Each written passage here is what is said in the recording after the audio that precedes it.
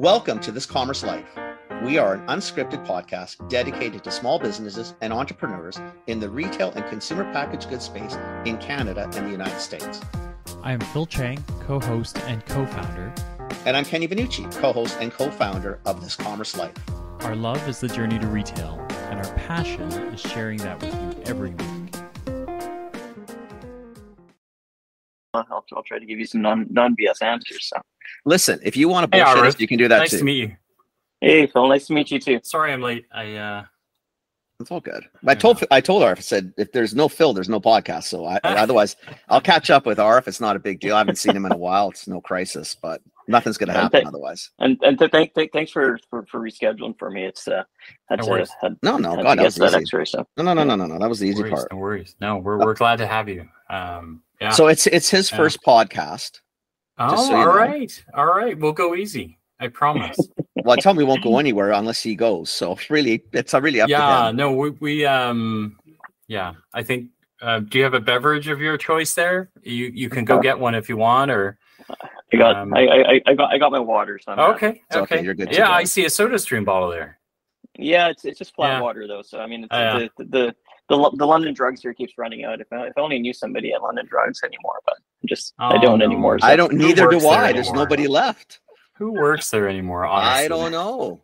They've gone through a lot of changes themselves. So I don't know anymore. I've lost all my contacts too. Sounds like good choices. I got nobody there. Well, exactly. That's another one because we'll get into that. Yeah. So how long have you known Kenny? Oh, I was trying to think about this earlier on. It was probably about 22 years, somewhere in there. I'd say 20 for sure. Yeah. I mean, because I knew. You knew Chandler before that. I knew Nikki from 1990. No. Yeah, somewhere in there, 1991, 92, 93, somewhere in there, because when they owned Gentash, I mean, I had, oh my God, what's his name? Madat used to come in as our rep, right? Yeah. And then Nikki would come in periodically, and then his father would come in periodically.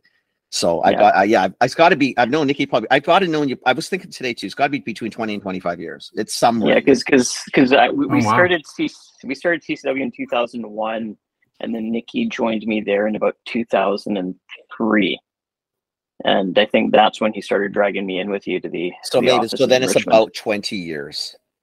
Yeah. But I thought I had met you prior to that, and mostly because it's all sort of family tied into all that mess, right? So somewhere in that mess. Yeah. So what we'll go right into the introduction, then we can get Arif to talk. So Arif Ahmed's on our show today.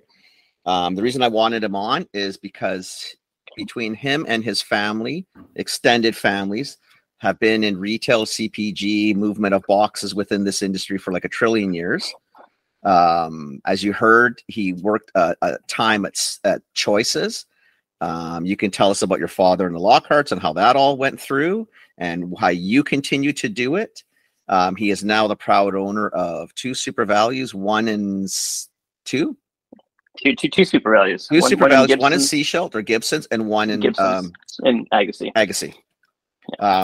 So for me, why I wanted him, because I've known him for a ton of years. I've known his family and extended family.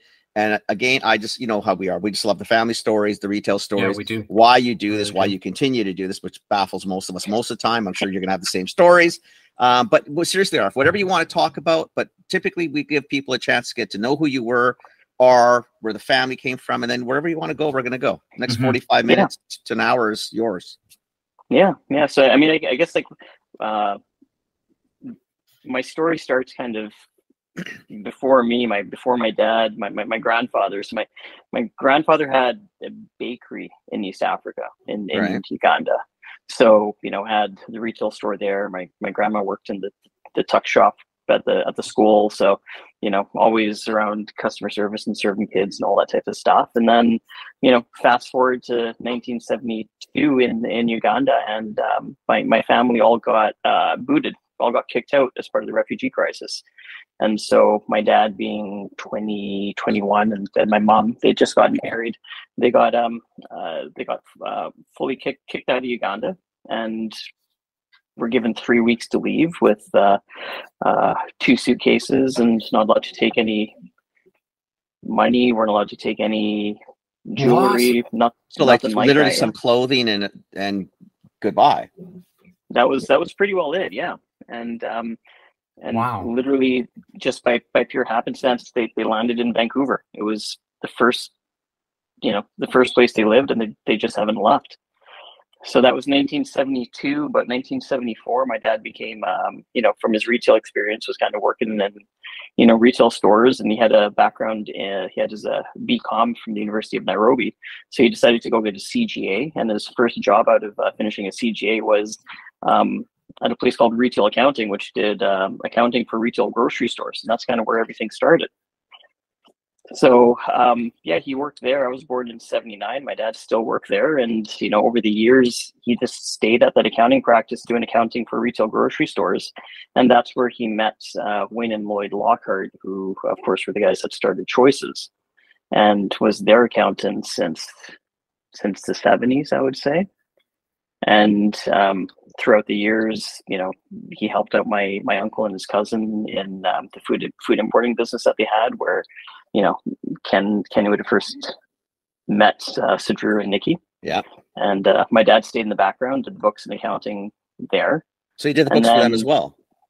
Yeah, yeah. Okay, and he was I didn't know that. part owner of that. Yeah, part owner of Gentash as well. Okay. So then when Gentash got sold to Tree of Life, my dad, Nikki, and Sadru were left with this gigantic empty warehouse because Tree of Life bought the company but didn't buy the assets, right? Okay. Or sorry, they bought the assets, but they didn't buy the warehouse with them. So my dad and his cousin and uncle were stuck with this warehouse, which is when the Lockhart said, "Hey, we're looking for a warehouse, why don't we rent it from you?" And my dad said, "Sure." And then they kind of said, "Hey, listen, we've known you for a long time. We like working with you. Why don't you join us as a third partner?" And that's kind of how my dad got started at Choices back in 1999. And my dad still kept his accounting job at the accounting practice that he kept until 2018. Wow. Really? Yeah. Like he slugged away at that for a long time. Yeah, well, 40 plus years.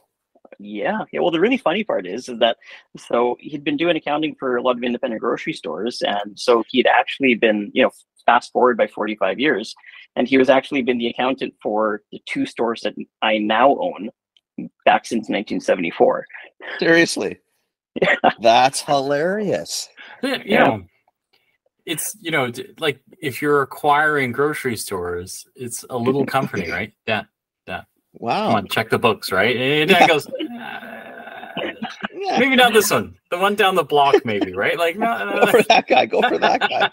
Well, I mean, give my dad credit. I mean, like in each one of the deals, he pretty well said, "Hey, listen, I got to be impartial here." Well, yeah, it's a conflict otherwise, right? He's got to butt the hell out. Full conflict, and trust me, I think I paid a few extra bucks on both the stores just to kind of appease him a little bit, to say, all right, just so nobody's getting a deal here. So, but that's the way it should be. But in fairness, you're a CPA as well.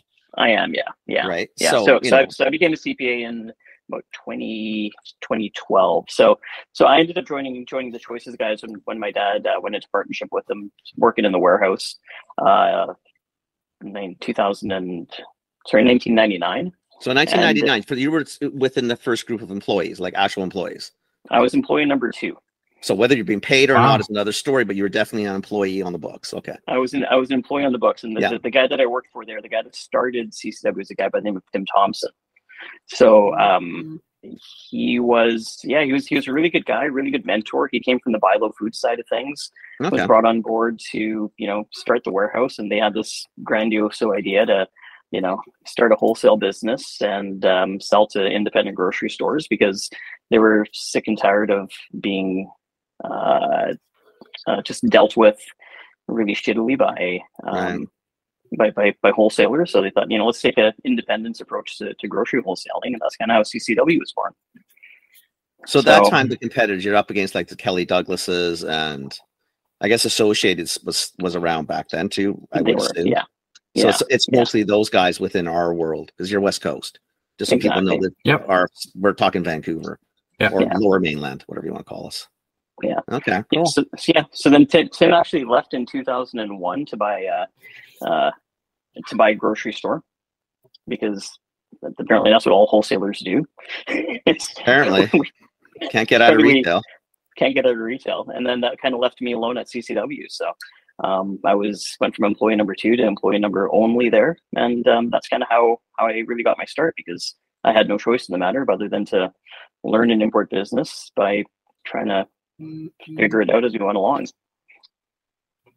So in this arrangement, so the Lockharts managed more of the grocery side, like the actual stores, the retail, and then your dad was in charge of the wholesale, importation, distribution, etc. No, not even. He was like, we always joke that they were the sperm donors, because they were there as owners, but they didn't really participate much on the wholesale side of it. Oh, so they didn't. Okay. Oh, really? Yeah. So you're pretty independent on that side then. I was extremely independent, so that was kind of good, because nobody really paid attention to what I was doing, and so I was able to brag about my successes, and as long as I was able to bury the failures, fix my failures before anybody noticed, and managed to get away with it long enough to fake my way through it all. Wow. Okay. I didn't realize they were that independent. Wow. I thought it was a tighter relationship.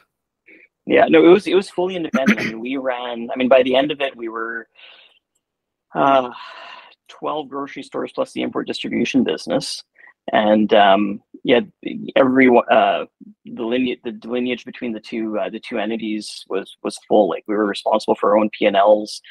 Anytime we brought in a product, we had to present it to Choices like we would present it to anybody else. We had to get buy-in. We had to pay for the free fills. It all came out of my pocket, my budget. It was. Oh, wow. Okay. Retail was not benefiting from anything on that side of it. So that was, one of the reasons why, it was originally called Canadian Choice Wholesalers.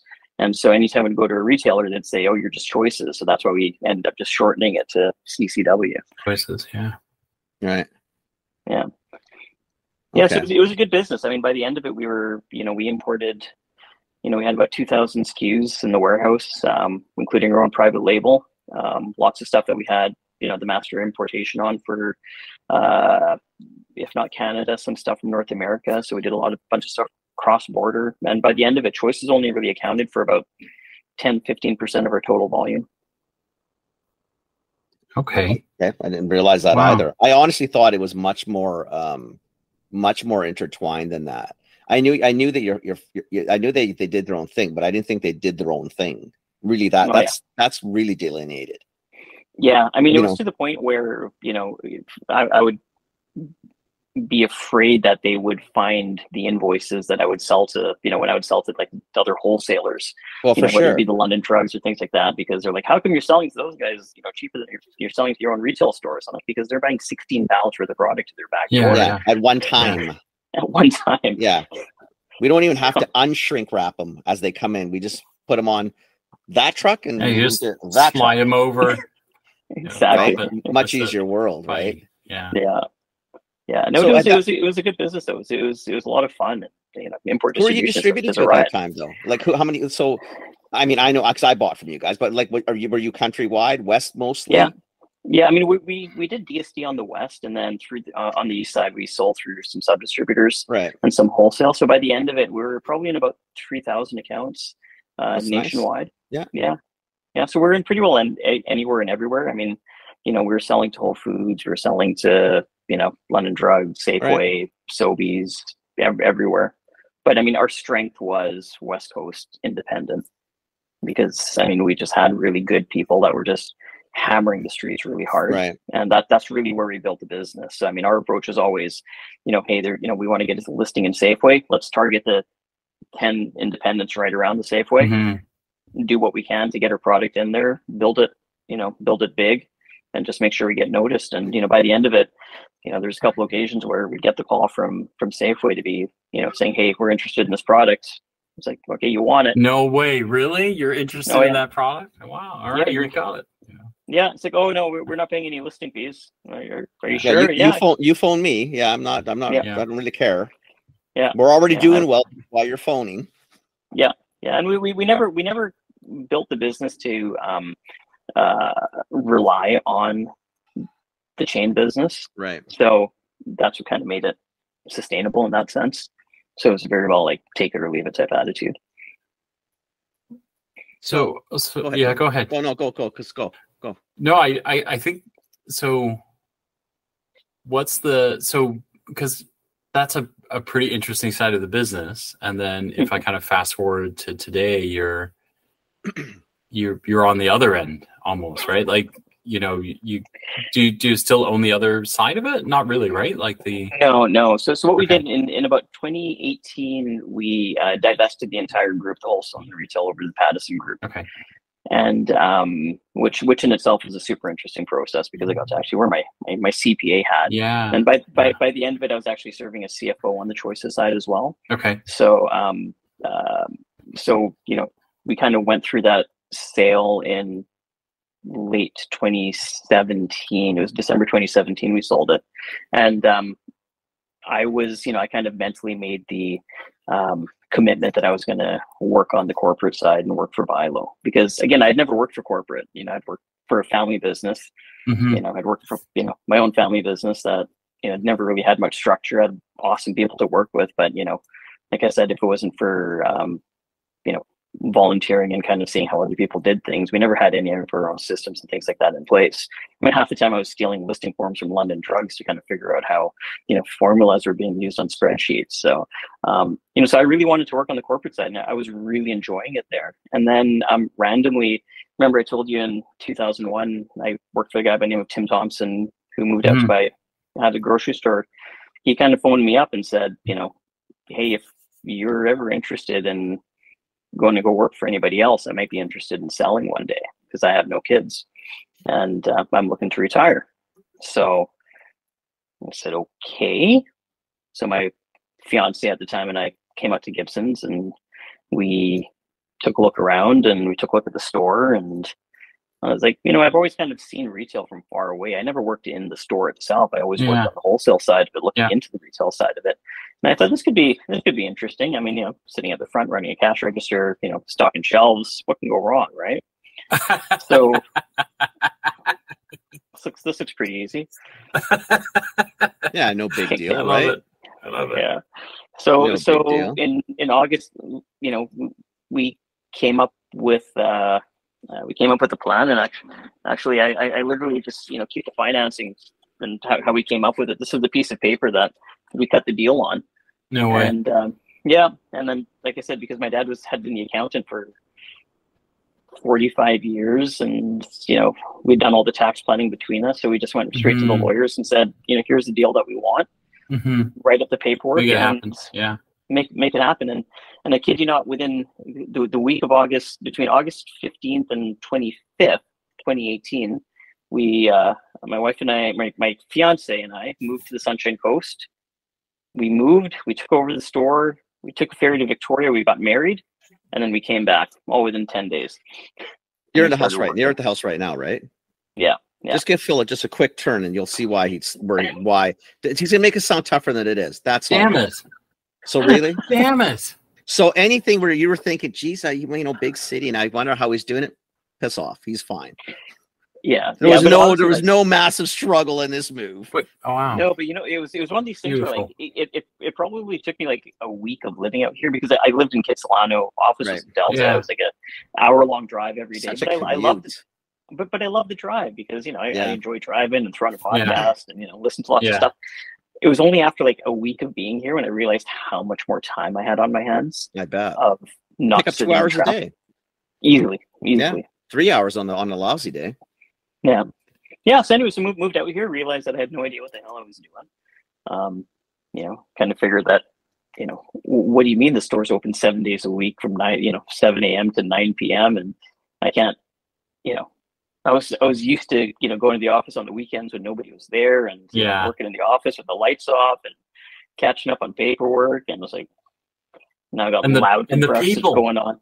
And the people, nonstop. Everybody has a question for me. Everybody wants something, like something's wrong, something's broken, something. Oh yeah. Yeah. And it's not like they work, you know, 9 to 5 days a week. Everyone's on a shift, right? So all of a sudden it's like, okay, how come you weren't here asking me this question yesterday? Yeah. So, and then to be fair, like, you know, I've been here for 5 years. I still haven't learned how to run a cash register yet. So that's the one thing I wanted to learn how to do. That part, right? I mean, it's actually still kind of fun. I'm still kind of, you know, there's two things I want to do. I want to back up just a little bit because I'm curious to just get your, I mean, because it's going to be hypothetical to some degree. I mean, you got out of pushing boxes on the wholesale side. What year again? Like, when is this? You sold in 2017, 2018? 2017. Yeah. Right. And when you went to buy low, what was the capacity within the finance department, or? No, I was still running CCW. Running CCW, and then I was running the finance side of Choices. Of Choices. So that was a lot of reporting into head office, right, and doing that transition. Okay.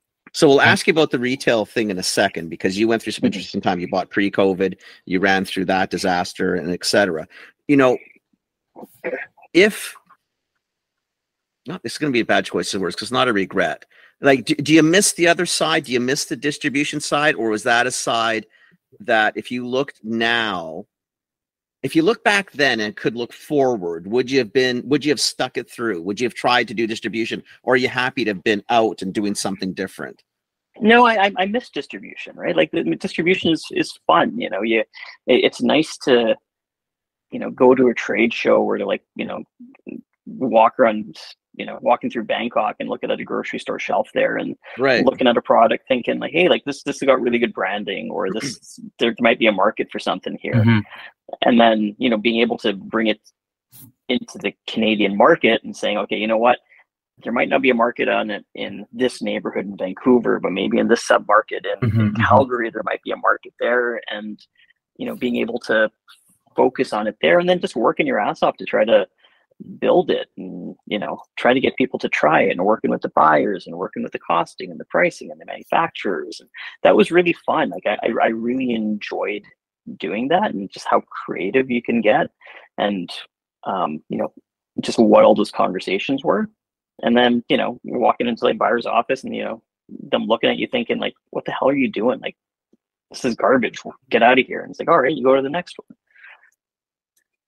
And the really good thing, the really fun thing about wholesale versus retail is that, at least when you're selling something in wholesale, like, you're selling 12 of them at a time, right? In retail, you gotta, you're slogging one bottle at a time. You're grinding, right? One at a time. And your touch cost is exactly the same, because you know, whether you're touching one case or one unit, it's the same unit of unit at time to try to move that thing. Well, and to your point, but you know, and the thing is, but when you're in the retail store, I mean, in a warehouse, you push a box. In retail, you get the box, but now you got to break the box. Then you got to go to the shelf and put all 12 on the shelf, and then you wait, and you wait, and you wait. And some days you don't have to wait long, and sometimes you're thinking, "Holy shit, people! Do you not see the value here? Like, why is this not flying off the shelf like it was in the warehouse? I was selling 90 cases every couple of weeks. I can't move through a case." But the other thing that I really enjoyed on the wholesale side is that, you know, just further to what you're saying, is that you could talk to the person at store level or the buyer and just get the feedback right there and then, right? Like, you know, right now, if I put something on the shelf and I come back and one unit's missing, I don't know who bought that. I don't know what they thought about it. I don't know.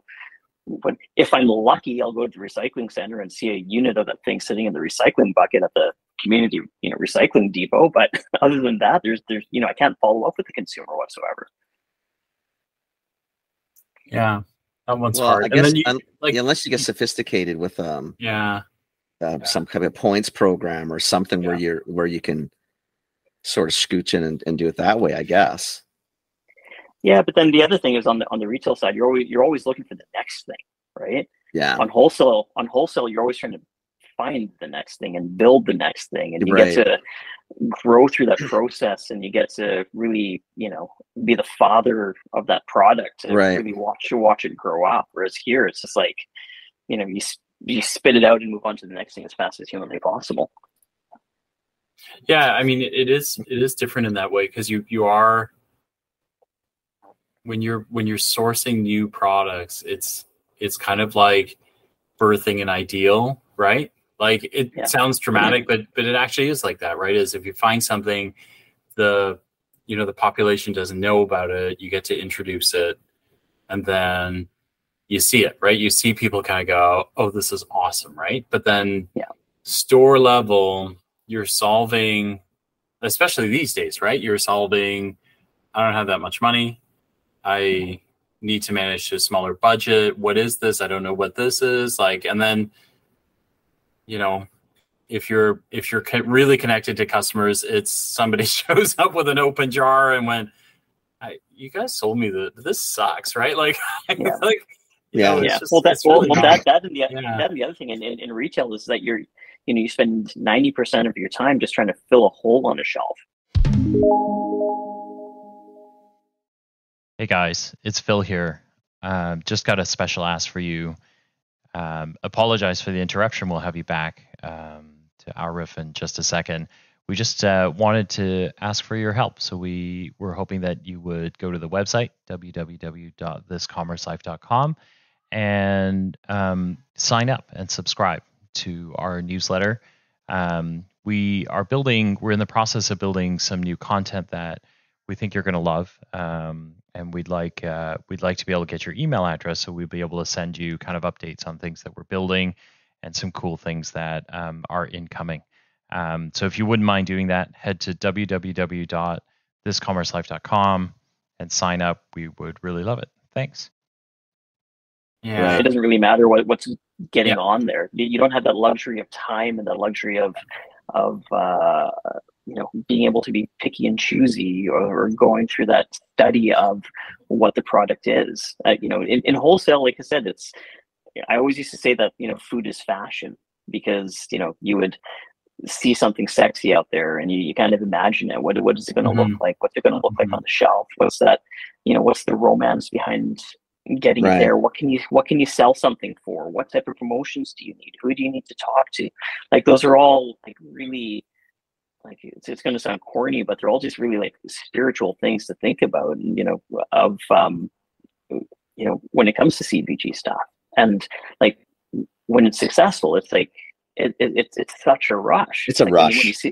When you see that PO come through, or you're looking at item movement at the end of the year, and of course, being the numbers geek that I am, I'm cutting the numbers 16 ways on a spreadsheet to tell me the exact same story, and it's like, man, that's awesome.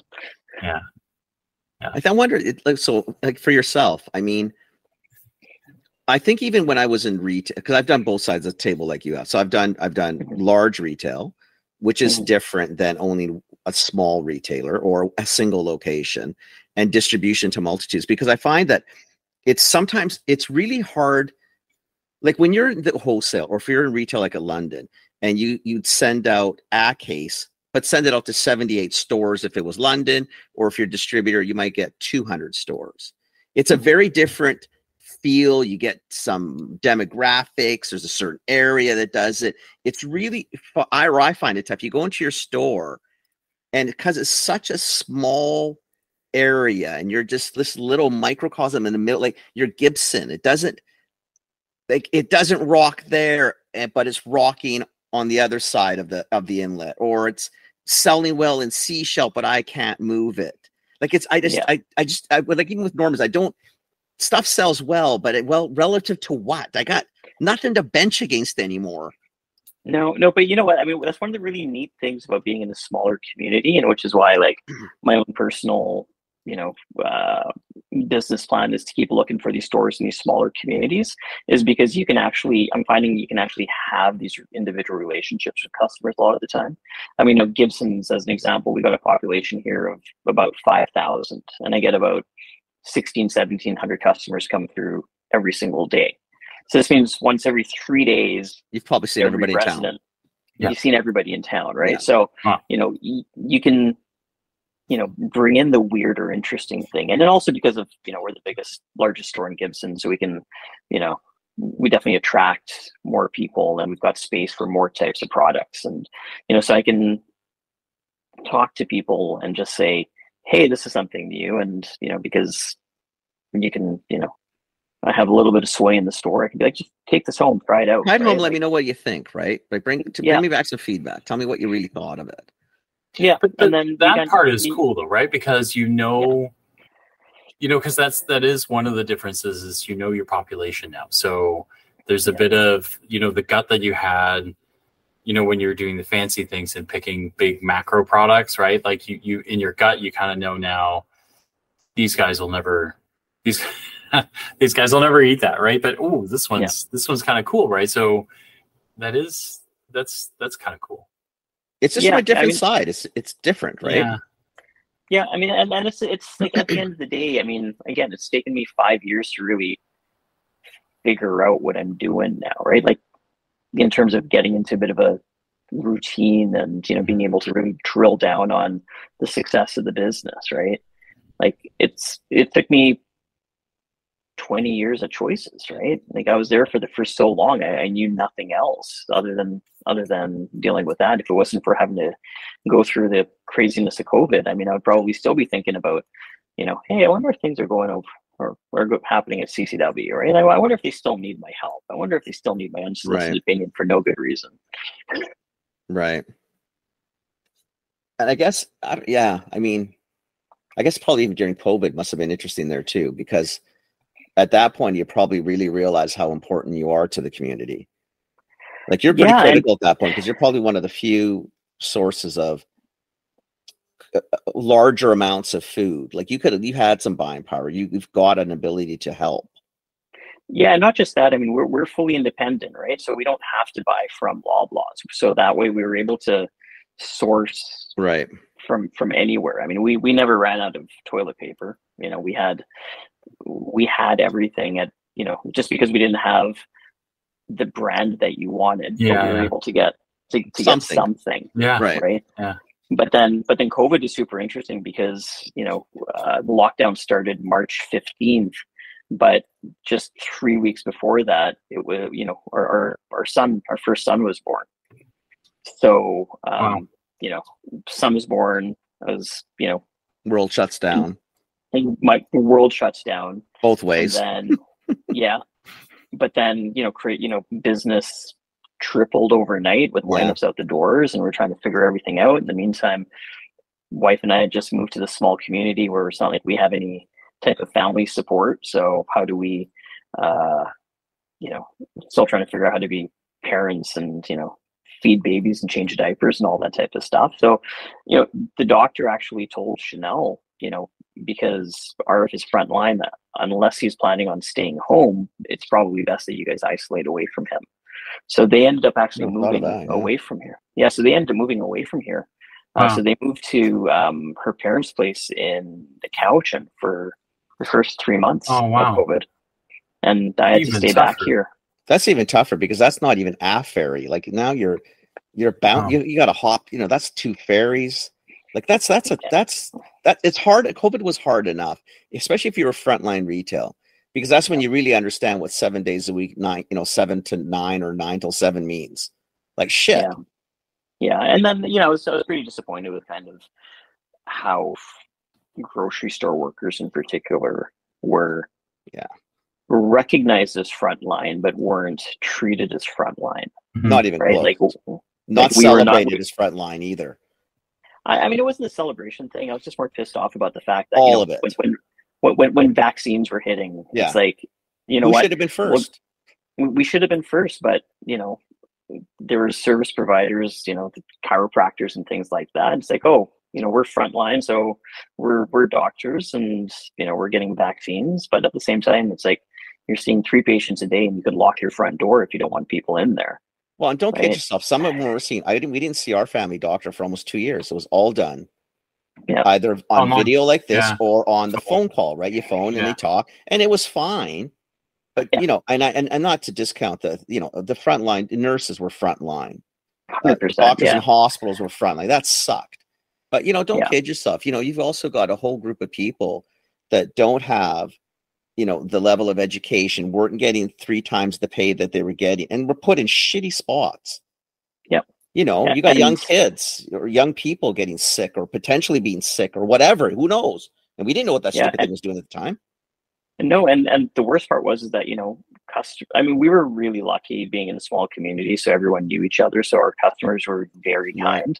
Mm-hmm. But, there was the odd occasion where, like you're getting yelled at about, the price of cauliflower. And it's like, it's not our fault that it's not in season right now. It's $11.99 ahead. Yeah, you have a choice. You don't have to buy it. Yeah. Right. So, but anyways, thankfully we got through it all. So yeah. It's a grind. What do you see that's? I mean, we seem to be. I guess we're kind of like officially at the end of, because you're seeing all the barriers come down now. I think we've turned the corner on the number of people who wear masks, right? Like I think it was like 50-50 and now it's probably like 90-10, no mask to mask, right? Are you seeing differences in the populations that come to your store? Like, are there any kind of surprising ahas you're seeing out of consumers at all?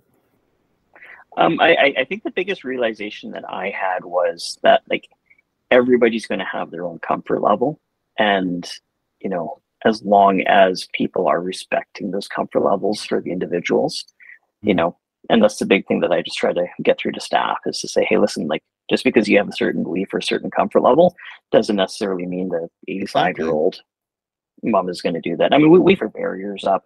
I mean, it's a great spot to put notices and promotions and flyers and things like that. but we've kept all that stuff up. If somebody wants to wear a mask, by all means, wear a mask. Like there's the fact that we were able to get through it and try to be innovative as to how to do things and to work with Fraser Health and or Coastal Health and work with the hospitals and work with the doctors and things like that. I mean, I think it kind of showed that we actually wanted to try to be a safe environment for people. And we got a lot of customer questions and a lot of complaints and a lot of, hey, how come you guys aren't doing this? And I think the big thing that our customers learned and the big thing that I recognized was that it's okay to have a conversation. Yeah. And not everything is a complaint, right? It's just a lot of feedback.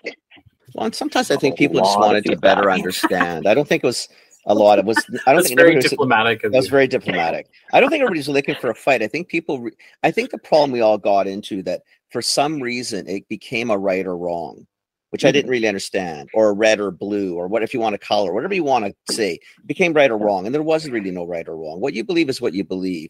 Just try to have some basic human respect for your neighbors around you. Because they may not share the same belief. And really and truly, does it really hurt to have the barriers up? To be honest with you, you haven't taken them down, you said, right? You've left them? No, we haven't. Yeah, we've left them. You know what? You're probably going to just stop even just common cold and flu with your staff. Like, the barrier is not going to hurt anybody. No. I mean, what's the big deal? And if you want to wear a mask, wear a mask. I don't care. Yeah. And to be fair, like, at that point in time, and even to a lesser extent now, like, it was literally life or death. Well, we didn't know. No. And there was a lot of people dying, remember? Like, well, we had, and unfortunately, August of 2021, my store manager died. 38 years old. Holy shit. Like, nothing COVID related, but, it just, he was the guy that crazy, though. Got us through, and he was a really good friend of mine. And, somebody I worked 20 hours a day side by side for a year and a half for. And I got a call from his daughter at 4:30 in the morning saying that Jared's died. And it's like, shit, here we are thinking that we got through all the tough parts in a sense, right? All the tough part. And then like you battle through all that shit and then you're thinking, really? Yeah.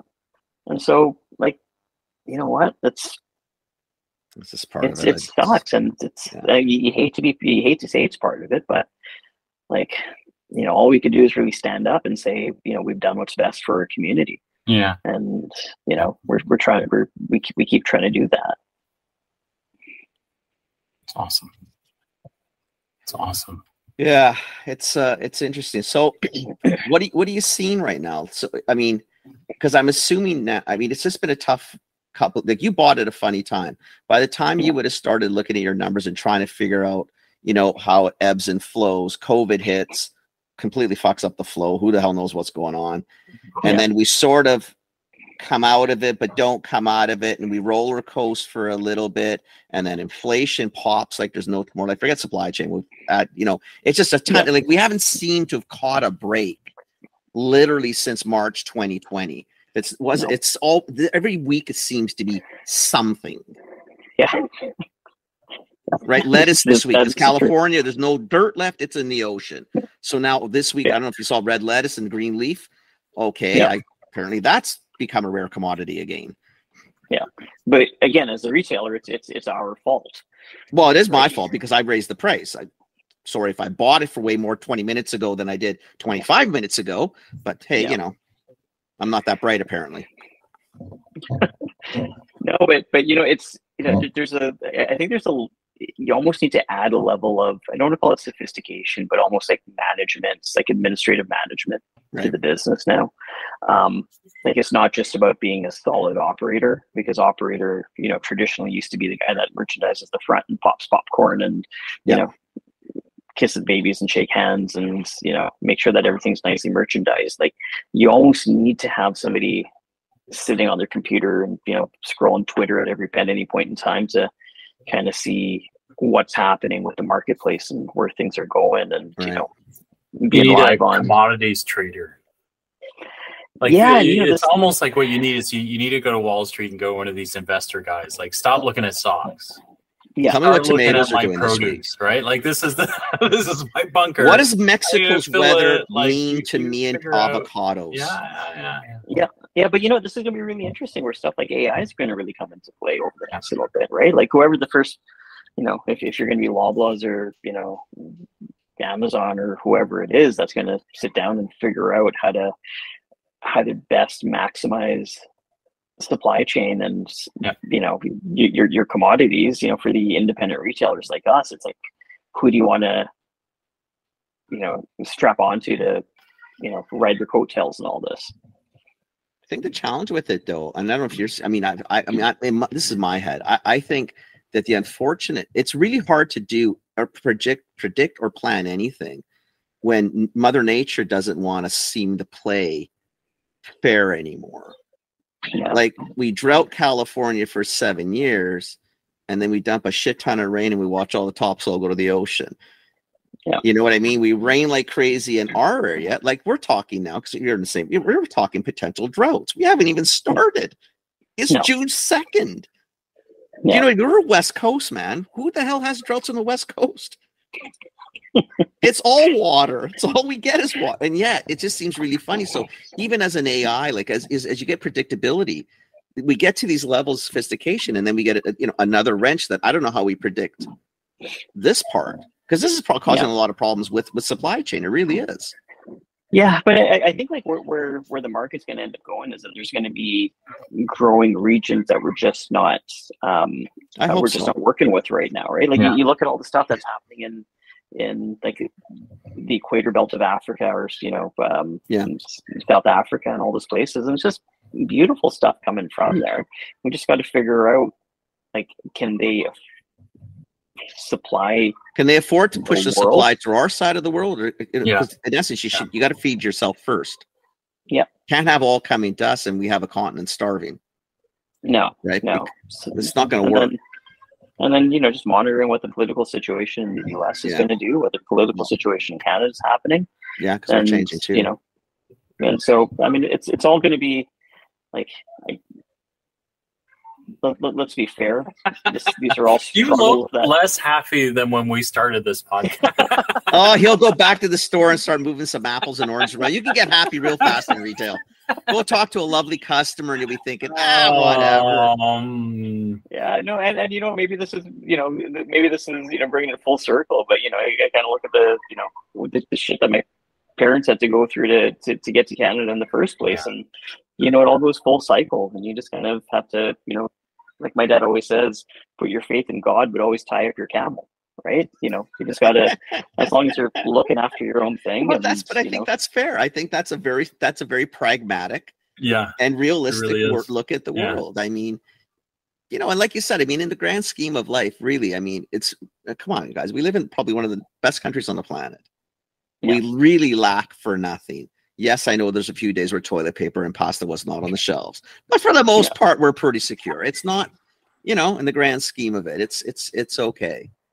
Yeah, it's okay. So, are you loving retail enough? How many more stores are we doing? I mean, my goal is I've got my own, you know, my own little quasi business plan that I keep on my desktop that I stare at. So, you know, I wouldn't mind adding a store once every couple of years. Yeah. For, you know, until I get to about 20, if I can. Keep it in the sort of the Lower Mainland. Does it matter? BC, smaller communities, kind of like sub 10,000 population. And just because, you know, I've kind of learned that it's you can actually have impact in smaller communities. Totally. Which is, you know, your dollar goes a lot further in terms of what you can do, you know, who you could impact, what you can support. Like just being like, the thing I love about here is that, you know, we're not a grocery store, we're like a community center, right? Like everyone comes through. I mean, you know, it's the place that, you know, mothers will come and pull their strollers through, and, you know, every day, because like I said, it's an activity, it's something to do, it's safe, it's, you know, and that's really fun to see. I really enjoy that part of retail. I love it. No, I do too. That's awesome. I do too. You know, so as you grow, just don't forget us. You never know. Like, as much as I say I hate retail on a given Sunday, I can always be dragged back into retail. Something about it, right? You can't drag me back in. I'm good. I'm good where. But here's what I'd say to you is, if you buy a new store, come back on here and we'll talk about it. I'd love to. Absolutely. Done and done. Yeah, and then if Kenny and I can figure it out, we'll come out. Maybe film a little from one of your stores. He's not far. Like, Gibson's not that bad. Gibson's is one small ferry. I looked, and Sunshine Coast is on my list. So yeah, and now I've seen your view. So, you know what? When you come down, Phil, if you'll probably come back in the fall. We'll ping him ahead, and we'll for lunch. Seriously, it's a nice little. It's a nice run. It's a beautiful little ferry ride. All good in the hood. Love it. It's stunning. Yeah, it really is. Love it. All right, thank you. Hopefully that wasn't. Thank you for coming on. Hopefully it wasn't too traumatic. No. Totally appreciate it. I always need content to talk to my therapist afterwards anyway. So. That's hilarious. If people want to find you, where do they, is kind of LinkedIn the place to go, or you are the store sites for the grocery store, or you just got to come to Gibson and go to the store? Yeah, you know what? Free interview with every $50 purchased. All right. But he said $150 purchase. So in case the listeners weren't listening, it might have sounded like 50, but it's 150. So just, you know, but you're I mean, your $150 here goes a lot further than it would. Absolutely, in the city, so. Absolutely. Yeah, that's right. Yeah, but LinkedIn or any of the socials at Coast Grocery on Instagram or Facebook.